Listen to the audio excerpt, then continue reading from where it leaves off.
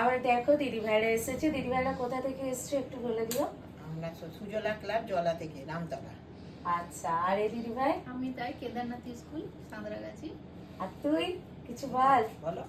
আমি কেদারনাথ স্কুল থেকে স্কুল থেকে স্কুলের কাছ থেকে। আচ্ছা আচ্ছা, ঠিক আছে। দিদি ভাইদের কেমন লাগলো বলো। হ্যাঁ, আমাদের খুব ভালো ভালো লেগেছে। লেগেছে। আচ্ছা, দিদিভাইরা অনেক কেনাকাটা করেছে আর ফার্স্ট টাইম দিদিভাই আমার কাছে এলো।